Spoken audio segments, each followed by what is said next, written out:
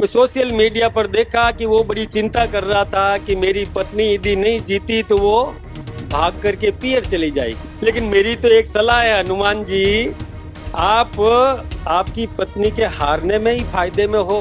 अरे बच्चों को संभालना जरूरी है कि नहीं? नहीं तो दोनों ही राजनीति करते रहेंगे तो क्या होगा परिवार का? थोड़ी तारबंदी के लिए आप सब्सिडी तो दे रहे हो, लेकिन एक हमारे राजनीति में भी रोजड़ा है, और वो रोजड़ा कभी बीजेपी के खेत चढ़ता है, कभी कांग्रेस के खेत चढ़ लेता है, लेकिन उसकी तारबंदी आप कर देना। राजस्थान में 7 विधानसभा सीटों पर होने वाले उपचुनाव को लेकर प्रदेश में राजनीति का सियासी पारा चरम पर है। उपचुनाव को लेकर सभी पार्टियां अपने अपने प्रत्याशियों को जिताने के लिए पुरजोर कोशिश कर रही है। हालांकि चुनावी सभाओं में इन दिनों राजनीतिक दलों के नेता एक दूसरे पर आरोप प्रत्यारोप लगाते हुए दिखाई दे रहे हैं, साथ ही एक दूसरे की आलोचना भी करते हुए नजर आ रहे हैं। ऐसे में आज हम बात करने वाले हैं खींवसर विधानसभा सीट की, जो प्रदेश की हॉट सीट के रूप में जानी जाती है।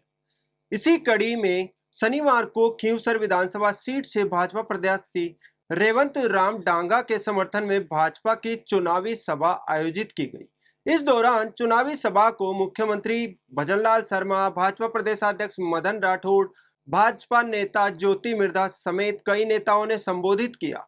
इसी कड़ी में बीजेपी के प्रदेशाध्यक्ष मदन राठौड़ ने हनुमान बेनीवाल की पत्नी को लेकर बेनीवाल पर जमकर निशाना साधा।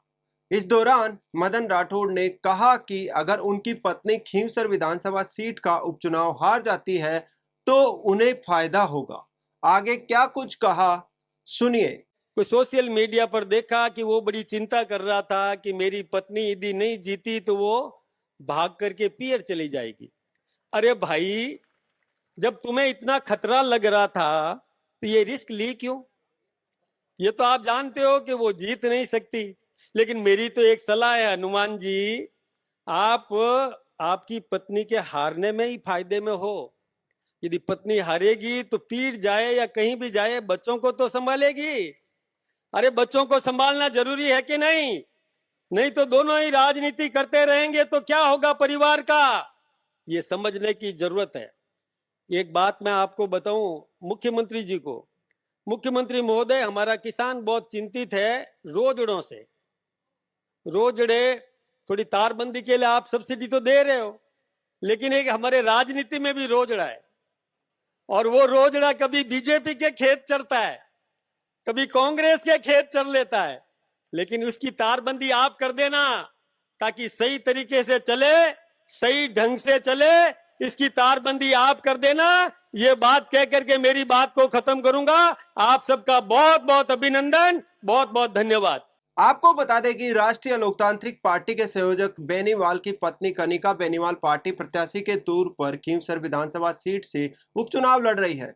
कनिका का सीधा मुकाबला कांग्रेस के डॉक्टर रतन चौधरी और भाजपा के रेवंत राम डांगा से है।